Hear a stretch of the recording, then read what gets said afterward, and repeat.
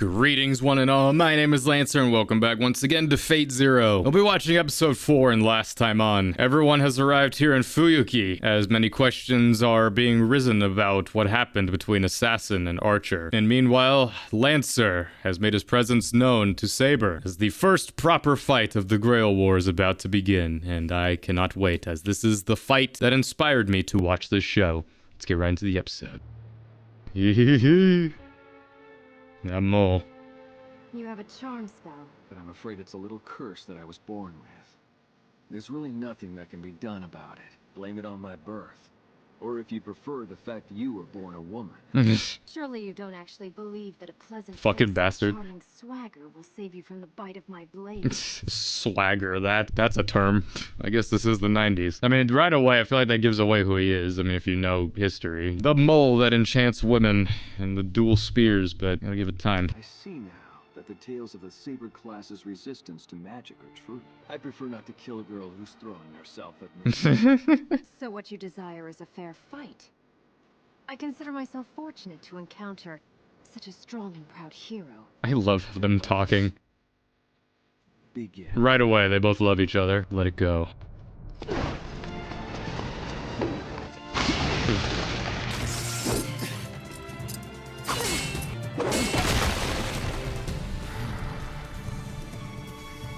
These headphones are so good because I am feeling every impact. I mean, that first bit was like the first thing I saw when I watched that anime top 10, where it's just like top 10 anime fights, number 5 or whatever, Saber versus Lancer, Fate Zero. And just that immediately like caught my eye, just like, you know, the sword strike and just like the spin. The tracking on it is really good. I would love to see the reference footage that was used for some of the fights in this show, because there had to have been some. There's no way you're eyeballing shit like that. You circle around to the eastern wharf. I'll go the other way and take the west. You and I need to find good spots where we can be totally invisible while we closely monitor both Saber's battle and that crane. Just two humans. Well, one's a master, but yeah. Now then, let's see what you can do, my adorable king of knights. Calls her adorable. Yeah, that just shows you how he views her. He's smiling too. He's in his element.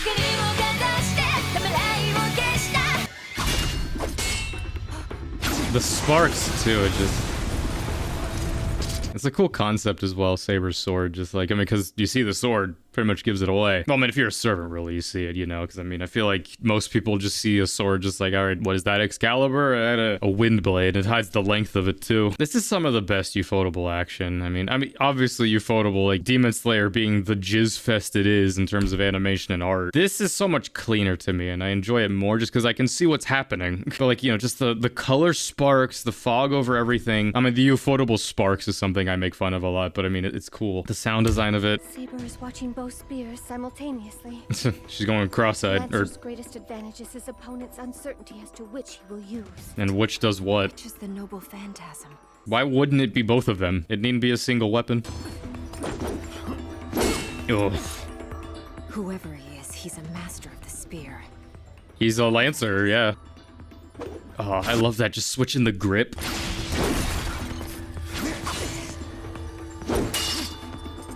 Ooh. God damn. God, yeah, I love this fight. And that's the thing, like, with this show that it tackles more than others, just like, oh, you learn the servant's identity, like, it helps, but at the same time, as we see later with the Skandar, it's like, it doesn't really change a whole lot. It's more because, like, if you see their ability used, then yeah, that will help you in the long term, but just knowing their name, I guess you could surmise just what their ability might be, but it all depends on what class they're in. You know, if Lancer was, like, a rider or something, or an archer, it'd be a different story. You're on the defensive. This man is impressive. I mean, he's got the range. Curse that blade of hers. Without knowing its exact length, I can't get close enough to strike. She must be a master swordsman. She's a Saber. No shit. I would expect nothing less. Surely that's like Dragon Ball time when they're fighting, you know? It's like double speed. They're actually being slowed down. There he is, fire. On the roof of that warehouse. It's Lancer's master. You had him right in your sights. That's a little close for comfort. Assassin. The first battle has finally begun. Not the first battle. Yes, I barely count that as the first battle. Assassin showed up, broke some barriers, and then got obliterated. Saber's formidable abilities are especially high. He can see through Assassin's eyes, that's cool. There's only one person besides the servants who is out in the open and visible to Assassin. It's a woman with silver hair. That means that Lancer's master is wise enough to remain hidden from view. He understands the rules of the Holy Grail War. Oh, Irie does too, but... A silver-haired woman? With silver hair and red eyes. Yeah, maybe you should have seen the red eyes part. An Einsburn homunculus. A Targaryen. I thought that the only pawn Yubstahite had on the board was Kiritsuguemia. Making them second guess themselves now. And that woman is the Einsburn master? She's certainly going to be a critical factor throughout the rest of the Grail War. Kire, keep a close eye on her. You figured just like, Assassin, kill her. Let's see how this all plays out. Continue to observe Assassin. Let me launch an attack on Assassin. And then, while I have him distracted, you can take out Lancer's master. No, Maya. You could just take out Lancer's master. Not equipped to fight servants right now. It would be disastrous. I don't think you're equipped to fight servants, period. That's kind of the point. Unless, you know, you're fucking Rin Tosaka, where you just show up and beat the shit out of Caster. My fucking Xbox was in there, bruh. But allow me to offer my regards. It's impressive for a woman to fight so hard, without even breaking a sweat as she does it. Even without my knowing your name, those words from such a master of the spear do me honor. I could have gone without the from a woman part. You may use your noble phantasm. As you command, I will comply. Yes, Kenneth. Oh boy. So the long spear is his noble phantasm. I mean, even if that wasn't the case, I figured that would be the case anyway, just says, yeah. You heard the command. The time has come for me to kill you. It's interesting that the Irish spearmans in Fate, it's a thing, they just have red spears with those trims in the middle. It's like, it's the same with Cuchulainn in Fate's Day Night. That's why it was confusing when I then watched Fate's Day Night, when I was just like, is that the same Lancer? Mainly because of the spear and just they kind of look similar. I'll wager that you have a very good reason to conceal your sword from me. Pause. I'm afraid you'll never know the true name of my blade. I'll finish this before you ever get the chance. A lot of people are about to know it.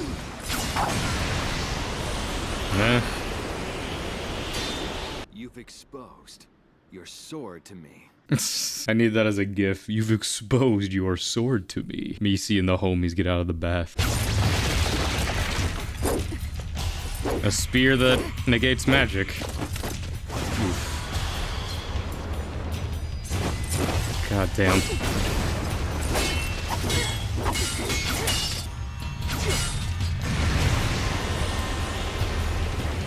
Again, it's the interesting part. The power scaling in Fate is weird, just because Saber is kind of the Goku of Fate. I mean, again, that's why I like Fate Zero more than other Fate stuff, because in this, she doesn't feel, like, overpowered. Because, I mean, in Fate's Day Night, she gets beaten sometimes, but a lot of that is kind of because of her master and just the certain circumstances they find themselves in. But this show, I feel like Saber is more on par with everybody. Like, even in this fight, it's, like, it's still unknown, like, whether or not Saber could actually beat Lancer. That's why I really would have liked to have seen their fight go all the way, but that does play into the characters. That red spear is chipping away at the invisible air. So I needn't worry about being struck by you anymore.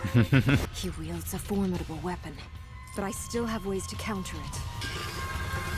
You're gonna dull your blade doing that. Yeah, we're seeing it, so surely it's what's gonna happen. Do you have faith in your armor?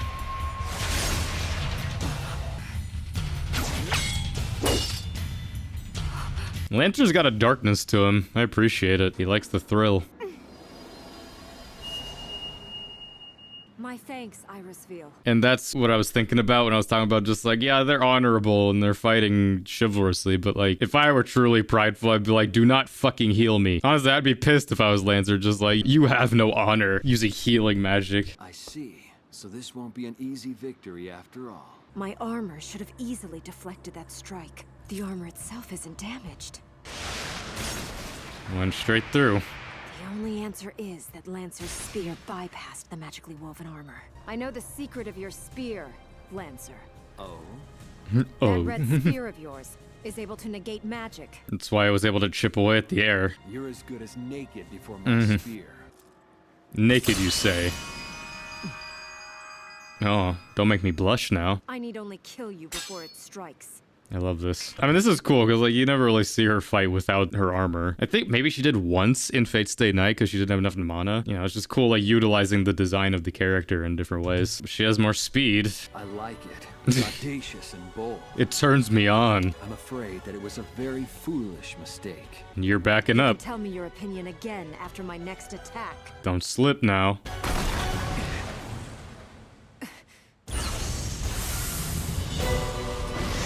Just a little unsheathing, That was a misstep.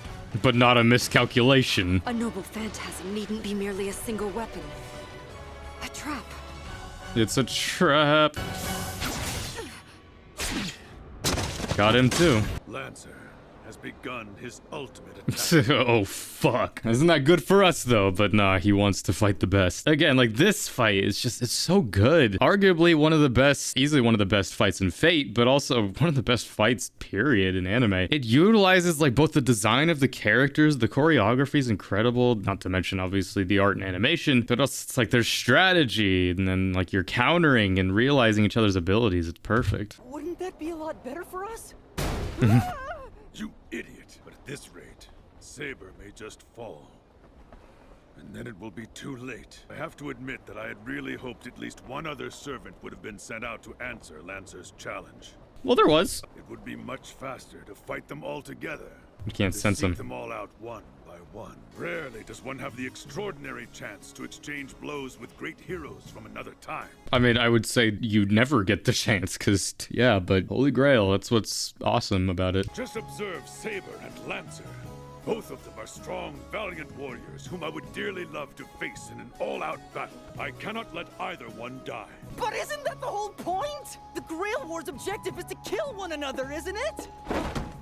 Ah! To win, but never to destroy. To subjugate, but never to humiliate. That is a truly good and honorable conquest. Yeah, you could win without killing. Imagine taking the Holy Grail pacifist route. I mean, that's what Shiro tried to do in a war in which the point is to kill everybody. Imagine putting Thorfinn in a Holy Grail war. I mean, he just wouldn't participate. I mean, obviously, there is a difference between fighting to kill and fighting to win. I mean, ultimately, the Grail doesn't fucking matter, but we will get to that. To war! Now we will watch no longer. We shall join the fray, boy. What you're doing is totally insane! If you really don't approve, then why don't you just stay up here and observe? No, I'll go! Take me with you, damn it! Instead of waiting on the bridge, join me in war. Not good. He severed the tendon. Ugh. You aren't gonna make this easy for me, are you? But I like your indomitable spirit. Stop talking and get to work, you fool. Finish her. See, that's fine because she healed first, you know? It's like in a fighting game where you have the ability to heal mid-match or anything. It's just like, I'm not gonna be the one to use it first. If you use it first, then it's fair game. I guess that speaks to honor in itself. It's just like, I feel like the more honorable thing would be, even if my opponent heals, I will still not heal. Obviously, Kenneth isn't exactly an honorable person. I require healing. I need healing. I did it! The healing worked, I'm certain of it! Saber, you should already be fully healed! And my gauge Yarick was able to penetrate any armor. Gadiarg. It was foolish to abandon it. Had you not done so, my gay bow would not have gotten you. Gadiarg and Gaybo. You wield a cursed spear, which inflicts devastating wounds that can never be healed. Here we go. Spear.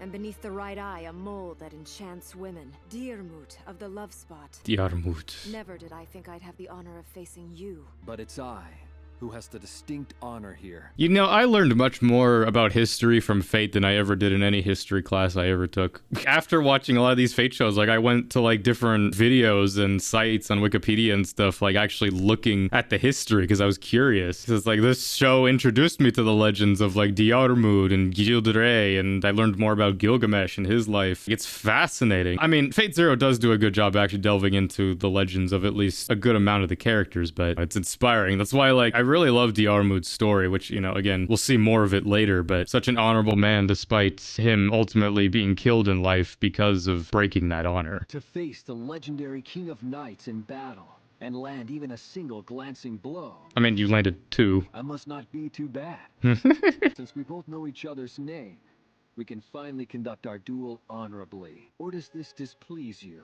Occurring only after you've lost use of an arm? Yeah. No more You wounds. jest. It is humiliating that you would show so much concern over such a scratch.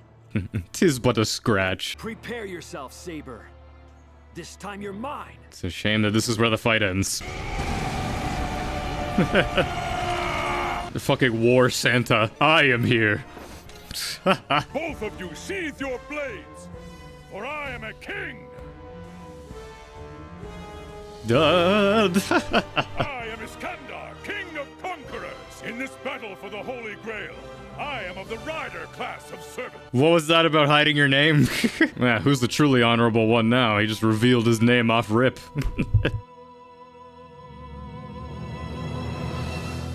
Episode 4, Spearhead. Fuck me. Well, that was episode 4 of Fate Zero. That is one of the best episodes in anything. I feel like for most people watching this show, for me, like, I was definitely hooked immediately with, like, the characters. I mean, as for me, like, I went into the show knowing about this one fight, which was Saber versus Lancer. And of course, then finally seeing it, I'm just like, oh my god. This was the first fight of the show, and then there's so much left. It's like, that got me hyped. This episode fully establishes just what Fate Zero especially is about. Just the scheming, the strategies, and just the ultimate action that comes from it. You know, and that's why, again, I love this show so much more than Fate Stay Night, because Fate Stay Night ultimately comes down to just like, it's kind of just shonen at the end of the day. There are some of those ideologies and conversations that are had, but it's just so much richer in this show, because like, it gives it to like every master in this war, and even the servants as well. It's just, there's so many moving pieces in it. It's a miracle that this show is as well paced as it is. Like, I'm so glad it's 25 episodes. I mean, the first episode does a lot of the heavy lifting, because I mean, it's longer. Then you go into this, and just like, we finally get to this action, and just, we go through this whole episode of just Saber and Lancer trying to find out each other's names, and then fucking Ryder just comes in just like, I am Iskandar. I mean, we get a taste for how he fights and how he wants to fight. Just like, he wants to be known by the people he's fighting. I am the king of conquerors. Knowing just the next couple episodes we have, it is the most chaotic start to this war. Because like, again, in Fate Stay Night and some of that stuff, it's like, we kind of are introduced to each servant one by one, but this fucking show is just like, here's all of them all at once. I mean, it works. It's like, we kind of like already have met everybody by this point, but now everyone's meeting each other slowly. And yeah, it's some of these episodes though where it's like, I don't really have a lot to talk about, just because again, the action's so good, it speaks for itself. But you know, there's still a lot of that stuff, like the character work still speaks through the fighting that happens. And though I wish we could have gotten more time with other characters other than Saber fighting each other, it still works. And there's a lot more that's going to be talked about as we get further and further into this amazing show. But either way, this is my reaction to episode 4 of Fate Zero. Jump next time for episode 5. Everything else will be coming out soon. Till next time, I'm Lancer. Thanks for watching.